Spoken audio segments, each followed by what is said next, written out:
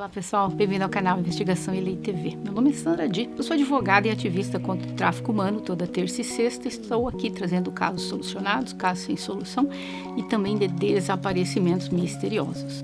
Eu vou continuar fazendo os casos de terça e sexta de crime, mas de vez em quando nós teremos alguns vídeos extras onde eu vou estar falando sobre leis de imigração, custo de vida nos Estados Unidos, e o depoimento de algumas pessoas que vieram para cá trabalhar e o que eles encontraram aqui nos Estados Unidos.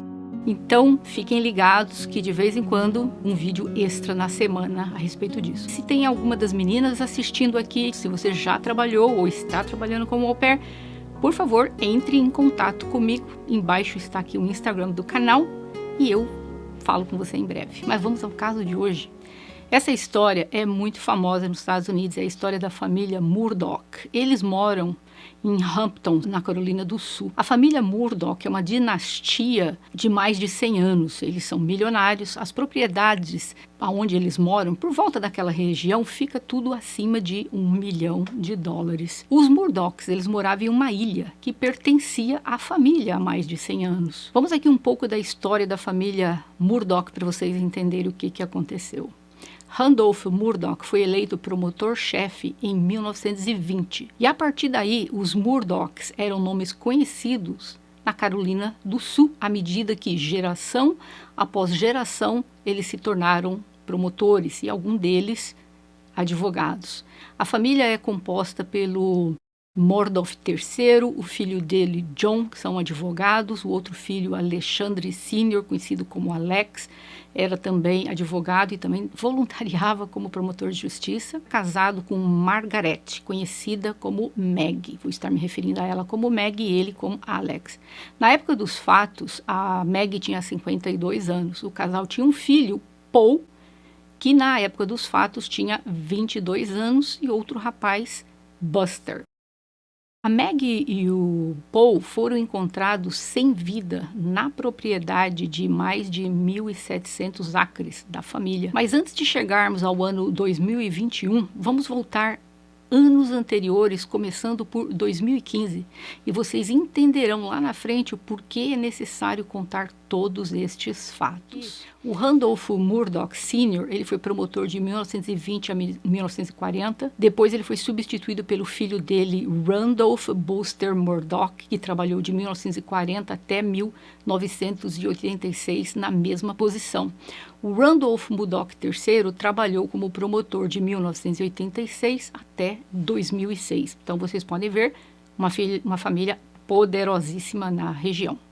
Em 2015, um jovem de 19 anos, Steven Smith, foi encontrado sem vida no meio de uma estrada de areia em 8 de julho, por volta das 4 horas da manhã.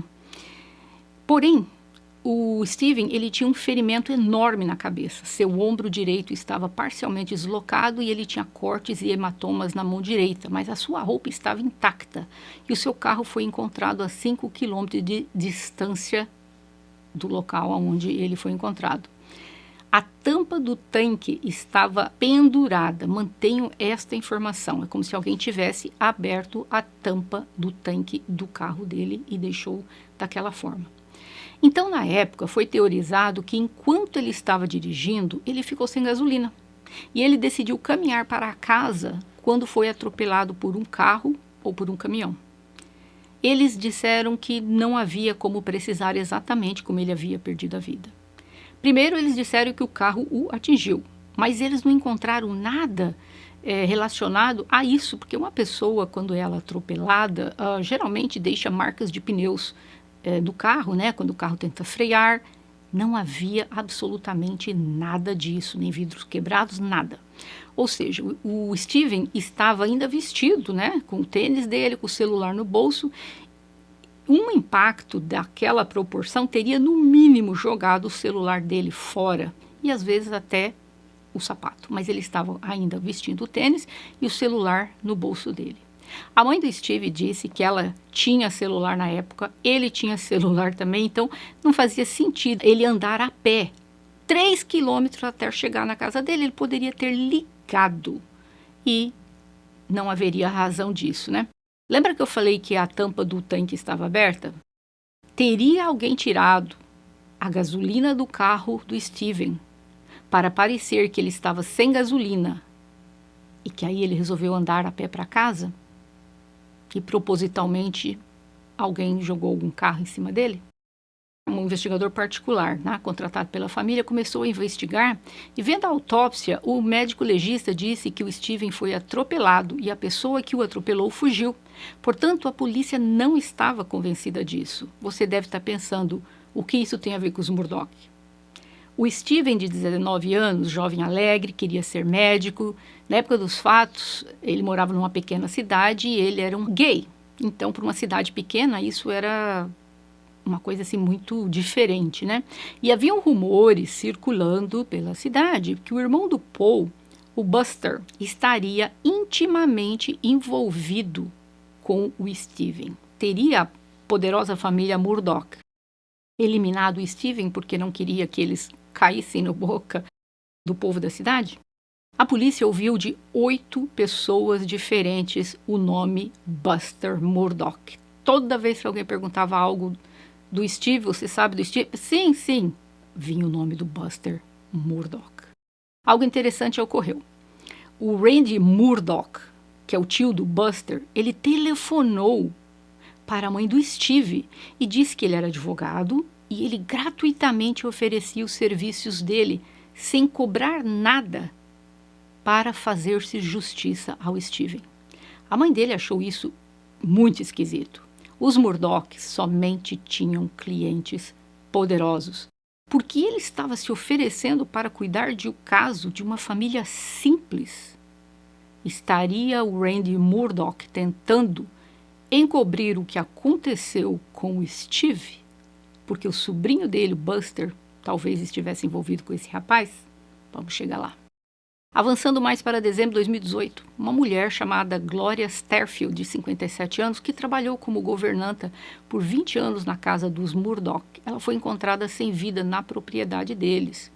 Os Murdaughs disseram que o cachorro deles entrou na frente dela na escada e ela caiu e perdeu a vida. Apesar de ninguém ter visto exatamente o que ocorreu, mas eles já elaboraram a teoria. O Alex disse ao filho da Glória: olha, você entra na justiça pedindo indenização pelo ocorrido com a sua mãe, eu não vou me opor, porque foi meu cachorro que a fez cair, então você receberá um seguro alto de mais de $500 mil. O filho da Glória tinha um advogado chamado Corey Flemmingham cuidando do caso, e por acaso, este advogado era muito amigo do Alex. O advogado, Corey, pediu ao juiz que antecipasse os $500 mil, né, para que fosse recebido com antecedência, enquanto que a ação civil correria, aonde ele estaria pedindo uma quantia muito superior a isso, que poderia chegar até 4 milhões. O juiz concordou, mas o Corey, ao invés de dar o dinheiro ao filho da Glória, ele depositou em uma conta do Alex Murdaugh, do patrão dela, o que disse: entra na justiça contra o seguro, né? Eu não vou me opor, o seguro de vida vai pagá-la. Ele acabou se juntando a esse advogado dela e ele depositou na conta dele este valor. A quantia era muito alta, mas havia muito mais dinheiro ainda para receber. Então, o Alex se apropriou indevidamente de um dinheiro que não era dele. Agora, o mais incrível, a família da Glória não sabia que ele já havia levantado essa quantia.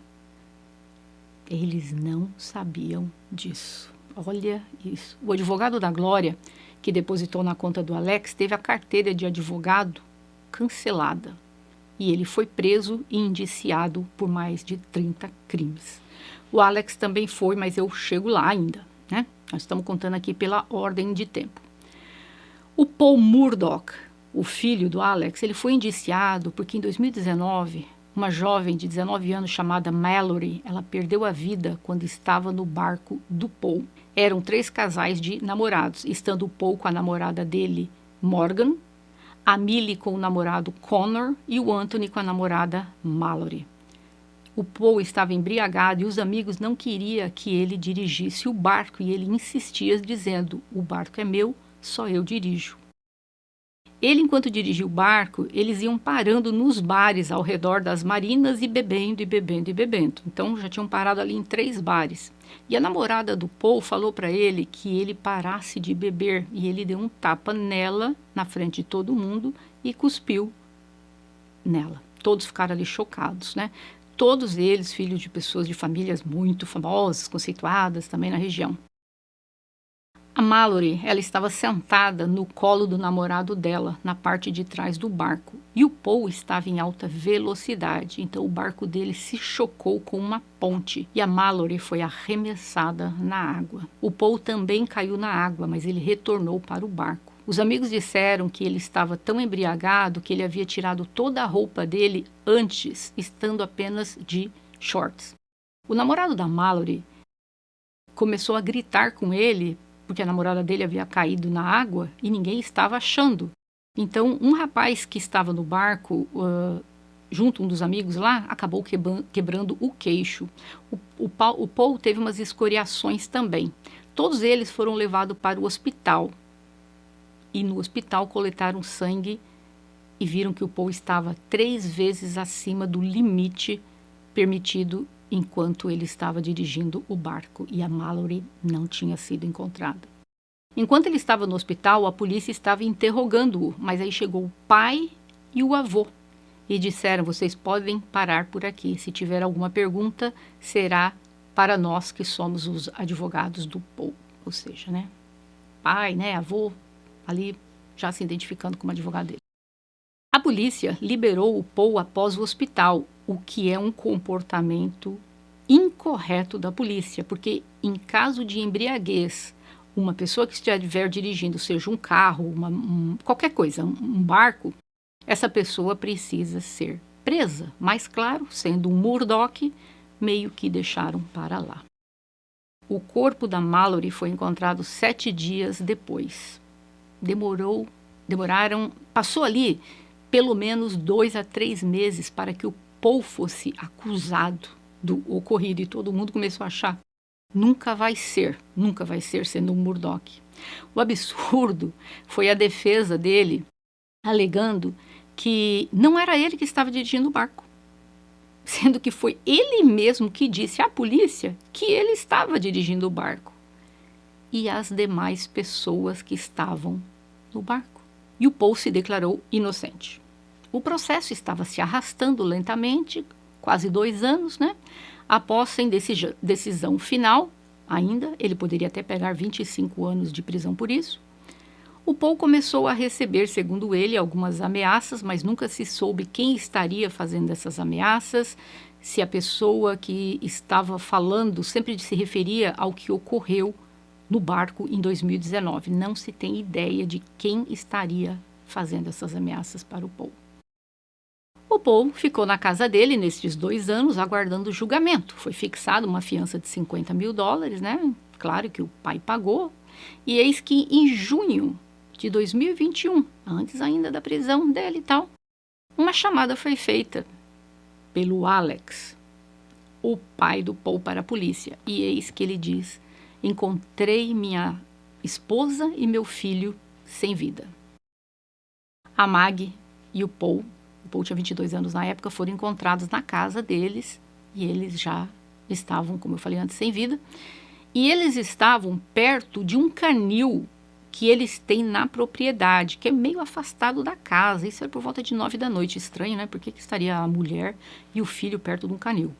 A polícia resolveu interrogar o pessoal do barco. Todos eles fizeram o exame de DNA para ver se coincidia com o DNA encontrado nas armas. Muitos questionavam se o que ocorreu seria de alguém do barco que teria feito aquilo, mas foram declarados inocentes, ou seja, eles não foram indiciados por nada, não foram dados mais como suspeito, porque o DNA deles não bateu. O estranho é que haviam 2 tipos de armas usadas, o que leva à possibilidade de ter sido 2 pessoas, ou talvez uma pessoa querendo confundir a polícia, usou 2 armas. O Alex tinha um álibi. Ele disse que tinha ido visitar a mãe dele, porque o pai dele estava no hospital e a mãe dele tem demência, e ele foi vê-la lá, segundo ele. Avançando para junho de 2021, sobre o ocorrido com o Paul e a Meg. O telefone da Meg foi encontrado em uma estrada rural. A família anunciou que havia uma recompensa de $100.000 por qualquer informação que levasse à prisão de quem fez isso com a Meg e com o Paul. A polícia estava confusa o porquê destas duas armas terem sido usadas. Teriam duas pessoas agido juntas nisso? Até aqui, nessa história, havia perdido, olha quantas pessoas a vida. A Mallory, a jovem do barco, o Steven, o suposto namorado de um dos Murdoch, a governanta Glória, que o cachorro teria ficado na frente dela, ela caiu, né? E também agora a Meg e o Paul. É muita gente perdendo a vida relacionada com uma família só, vocês não acham? Em 3 de dezembro de 2021, o Alex foi expulso do escritório de advocacia da família, isso mesmo. Ficou provado que ele apropriou-se mais de $20 milhões,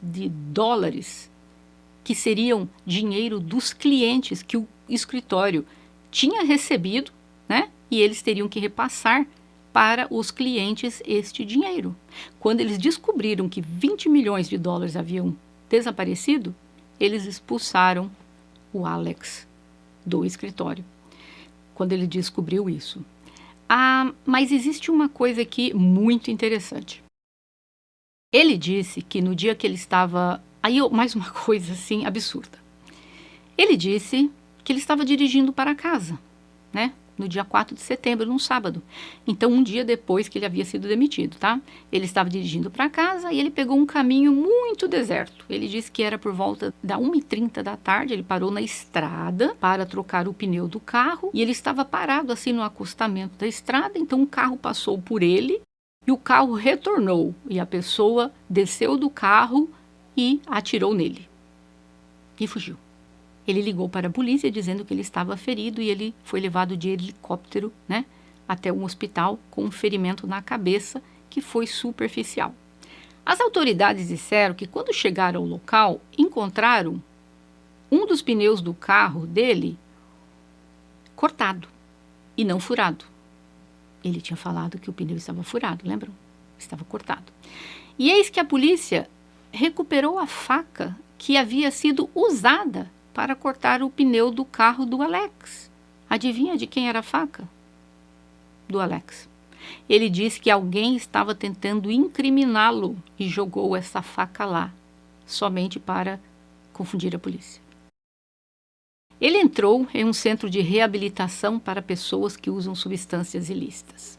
Ele publicou uma nota dizendo que cometeu alguns erros e pedia orações para ele se reabilitar. Disse que ele havia contratado um homem que vendia substâncias ilícitas para ele há muitos anos e ele estava fazendo uso dessas substâncias há mais de 20 anos. E que boa parte desta fortuna que ele continuava roubando seria para uso. Mas eu duvido que $20 milhões, né? Mas enfim. Aqui entra na história essa pessoa, esse homem que seria o que fazia a venda das substâncias ilícitas para ele. Esse homem chama-se Edward Smith. A polícia conseguiu chegar até ele. E ele disse que o Alex o contratou para tirar a vida dele. A polícia falou, mas peraí, que história é essa? Tá sem entender nada, né? O Edward contou uma história diferente. Ele contou que o Alex marcou de vê-lo naquele local e ele foi lá para se encontrar com ele.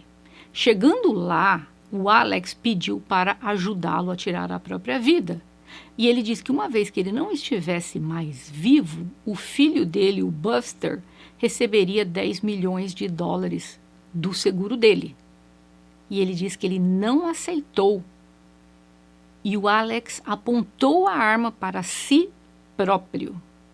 E o Edward tentou tirar a arma dele, mas ele a bala acabou disparando, mas não pegou em ninguém a bala. Ele falou que ele tem certeza e ele foi embora. Já o Alex, que tinha um ferimento na cabeça, superficial, diz totalmente diferente. Ele não diz que foi a pessoa que vendia substâncias ilícitas para ele diz que foi um homem desconhecido, que desceu do carro e deu um tiro nele. Mas, quando a polícia questionou, o Edward falou, eu tenho certeza, não pegou nele. Por isso que faz sentido que ele teria apontado para ele próprio, o Alex. Queria ele ter tirado de vez a vida? Eu acho que até queria, mas acabou não dando certo. Não pegou de vez. Tanto é que ele foi para o hospital e ele acabou ficando só de raspão, né? Então, a carreira do Alex de advocacia acabou.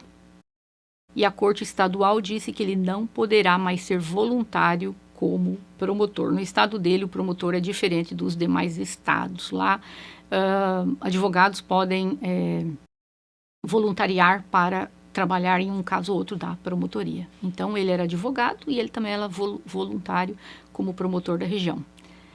Aqui, o porquê que tudo isso teria acontecido. A esposa dele, a Meg, antes de perder a vida, ela contratou um contador forense para examinar as finanças da família. Ela não desconfiava do marido, não, gente, mas ela achou... Eram vários irmãos trabalhando no escritório e o dinheiro nunca chegava o suficiente. Ela, acho que na cabeça dela, ela pensou, vai que um dos meus cunhados estão roubando. Então, ela contratou esse contador forense para examinar as finanças da família. Talvez ela tenha pensado, como eu falei, que alguém da família estava roubando o dinheiro. Mas aí eu pergunto, talvez ela estava tão próxima de saber a verdade, que a verdade era que o marido dela era o que estava retirando o dinheiro indevidamente. E aí, possivelmente, o Alex resolveu tirar a vida dela para que ela não descobrisse. O Alex foi preso. Ele foi preso em janeiro de 2021, além de muitas acusações, incluindo roubar milhões de dólares do escritório de advocacia, uma ação feita pelos pais da Mallory, que é a menina do barco. Então, agora existem ações na justiça também contra ele, possivelmente ter tirado a vida de todas estas pessoas. Ou ele, ou a família dele junto, tirou a vida do Steven, porque não queriam, na cabeça deles, né, uma cidade, uma família tradicional, uma cidade pequena, para eles era algo inaceitável, o filho ser gay. Eliminaram o jovem, Steven. A Glória, ele ficou com o dinheiro, que o dinheiro que era para ser do filho da Glória, entrou na conta bancária dele, 550 mil dólares. Então, talvez ele eliminou a Glória já com esse plano de ficar com o dinheiro, né? Aí, depois, a mulher dele já estava para descobrir tudo, ele resolveu eliminar a esposa. Seria a intenção dele talvez ter eliminado o filho? Talvez sim, talvez não. Talvez o filho só estava na hora errada junto. Ou talvez resolveu, vou eliminar também. Acho que talvez seria mais no sentido que foi meio que por acaso. Que o Paul estava com a mãe e acabou eliminando os dois. E depois ele fez essa palhaçada, eu vou tirar a minha própria vida, né? E simplesmente meu filho que vai ficar vivo vai receber os 10 milhões de dólares, porque ele sabe que a carreira dele acabou, não tem mais nada para fazer, né? Então vocês acham que o Alex eliminou a família e os demais? Ou vocês acham que não, que ele não tem nada com isso? Como eu falei, eu acredito piamente que ele eliminou todo mundo, né? Só que acontece que até nesse momento ele ainda não foi julgado. O Alex deu uma procuração para o filho dele, o Buster, cuidar dos negócios, enquanto ele está lá na prisão, né? Acontece que o Buster foi visto num cassino em Las Vegas jogando. Então o juiz congelou os bens da família, porque bem ou mal eles têm propriedades ainda, né? Então, porque esse dinheiro vai precisar pagar muita gente. O Alex roubou, ele roubou 20 milhões de dólares de clientes. Então, esse dinheiro, segundo a promotoria, ele teria roubado de 40 a 50 clientes. Então, no total, ele está enfrentando aí 50 acusações. Desde lavagem de dinheiro, roubo, falsificação, fraude. E agora o mais incrível. A promotoria resolveu reabrir o caso do Steven, que ocorreu em 2015, que a polícia tinha dado como atropelamento. A polícia reabriu o caso. A governanta, a polícia agora resolveu reabrir o caso. Então, talvez o Alex tenha sido o autor de tudo isso. Talvez parte dessas pessoas que ele eliminou, alguém da família sabia um pouco. Eu penso isso porque o irmão dele, Randy, ele entrou em contato com a família do Steven, daquele rapaz. Por que ele teria entrado em contato? Então, alguma coisa ele sabia, né? Talvez. Junto com o irmão, não se sabe, né? Mas até que se prove o contrário, o irmão dele é inocente. Deixando bem claro aqui que o Randy é inocente. Agora já o Alex, eu tenho certeza absoluta que eliminou todo mundo. E é isso, pessoal. Eu gostaria de ouvir de vocês. O que vocês acham que aconteceu nesta história? Foi o Alex o autor de tudo isso? Ou teriam sido mera coincidência? Vejo vocês em breve.